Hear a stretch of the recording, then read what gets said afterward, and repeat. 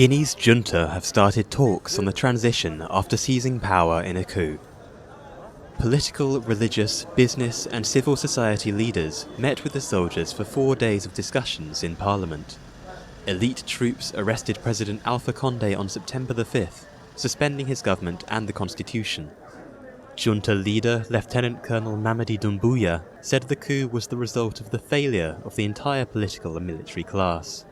Nous avons décidé d'inclure toutes les forces vives de la nation. We have decided to involve all the key sectors of the nation in an inclusive approach so that all the decisions that govern this new era are made in an inclusive and participatory way.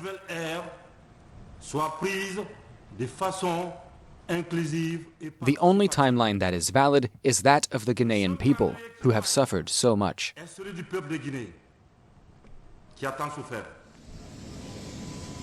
Leaders of the regional economic bloc ECOWAS sent a delegation to the capital Conakry.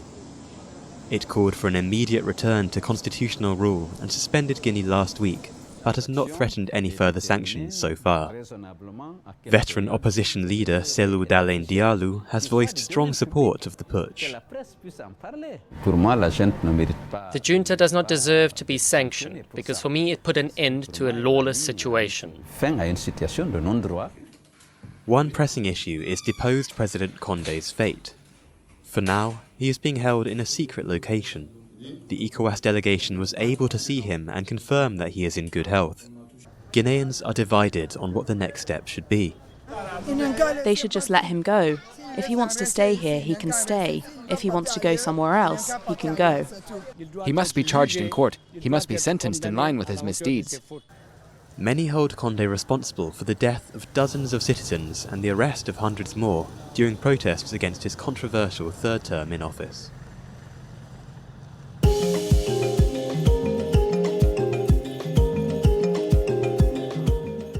Less than a year before elections, Kenya's opposition leader Raila Odinga is leaving the door open for a fifth run for president. I have not said that I'm going to run, so I don't want to answer that question in different words. Okay? If that time comes, I will answer that question. In an interview with AFP, the veteran politician and former Prime Minister, however, denies a secret accord to succeed his former rival, President Uhuru Kenyatta. The incumbent has served 2 terms and cannot run for a third. The two leaders supported a push to amend the constitution and expand the government, which fueled rumours Kenyatta might retain power as a Prime Minister. But Odinga dismisses this idea, saying that the pair's 2018 truce to end election violence, sealed with a handshake, simply aimed to restore peace. So that is really what informed the handshake, to diffuse the explosive situation that existed at that time. And everybody you talk to will tell you that as a result of the handshake, peace came back to the country. The Kenyatta and Odinga families have dominated Kenyan politics since independence in 1963. And despite coyness about his candidacy, the 76-year-old took a presidential tone on his fitness for office. So I have a track record which Kenyans understand very well.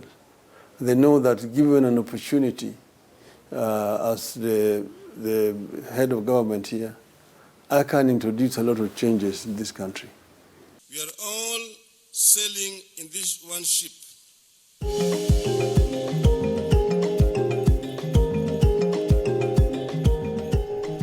France's military force in the Sahel has killed the head of extremist group the Islamic State in the Greater Sahara.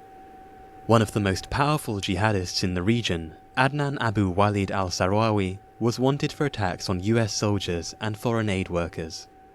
French Defense Minister Florence Parly said the French military operation in the Sahel, known as Barkhane, targeted several possible hideouts in August.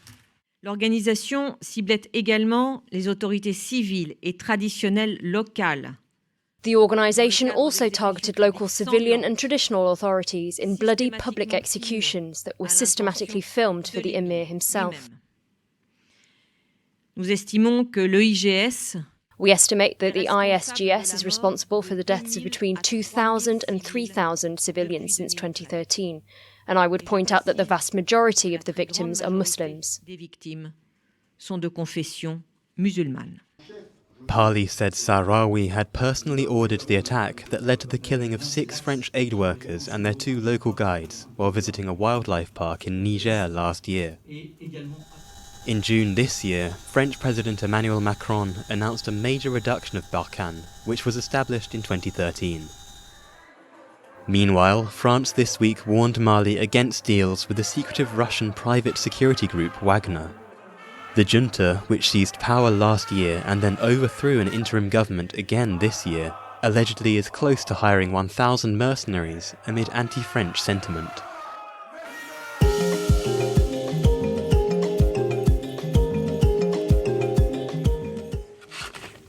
Egyptians have harvested papyrus like this for thousands of years.